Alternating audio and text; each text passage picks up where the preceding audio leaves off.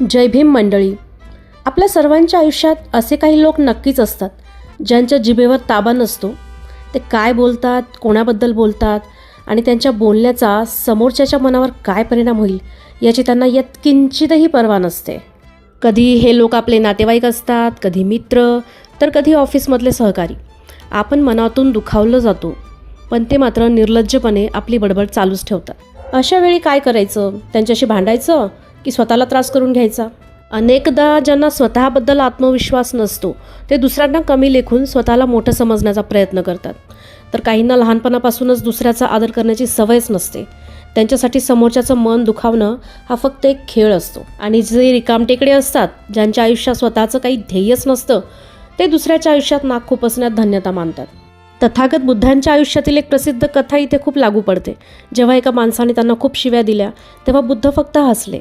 त्यांनी एकच गोष्ट विचारली, जर तू मला काही दिलंस आणि मी ते घेतलं नाही तर ते कोणाकडे राहील?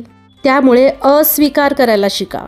समोरचा व्यक्ती काहीही बरळत असेल तर ते मनाला लावून घेणं तुमच्या हातात आहे. जर तुम्ही त्याचे शब्द मनात उतरवलेच नाहीत तर तो स्वतःचाच अपमान करत असतो. अशा लोकांना ना तुमची रिॲक्शन हवी असते, त्यामुळे प्रतिक्रिया देऊ नका. जेव्हा तुम्ही रागवता किंवा रडता तेव्हा त्यांना जिंकल्यासारखं वाटतं. तुमची शांतता त्यांना सर्वात जास्त अस्वस्थ करते. जर कोणी सतत चुकीचं बोलत असेल तर ठामपणे सांगा, मला हे बोलणं आवडत नाही आहे. तुमची स्पष्टता त्यांना विचार करायला भाग पाडेल. जेव्हा कोणी फालतू गोष्टी बोलू लागतं तेव्हा विषयच बदलून टाका. त्यांना दाखवून द्या की तुम्हाला त्यांच्या गॉसिपमध्ये रस नाही आहे. काही लोक सुधारण्याच्या पलीकडे असतात, तिथे आपली ऊर्जा वाया घालवू नका. जसं आपण रस्त्यावरच्या कुत्र्याच्या भुंकण्याकडे लक्ष देत नाही, तसंच काही शब्दांकडे दुर्लक्ष करायला शिका. उलट त्यांना करुणा दाखवा. विचार करा की हा माणूस किती दुर्दैवी आहे, ज्याच्या तोंडातून चांगले शब्दही फुटत नाहीत.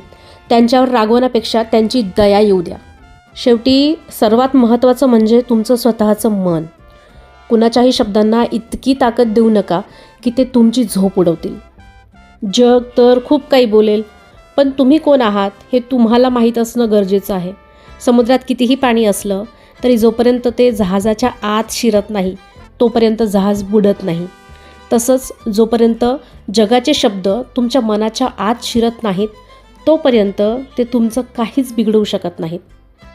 शांत राहा, आनंदी राहा आणि स्वतःच्या प्रगतीवर लक्ष द्या. तुम्हाला हा ब्लॉग आणि ब्लॉगमधील माझी ही रेसिपी आवडली असेल आणि तुमच्या आयुष्यातही असा एखादा टॉक्सिक व्यक्ती असेल तर कमेंटमध्ये नक्की सांगा की तुम्ही त्यांना कसं हाताळता. चला तर मग पुन्हा भेटूया अशाच एखाद्या मार्गदर्शक विषयावर.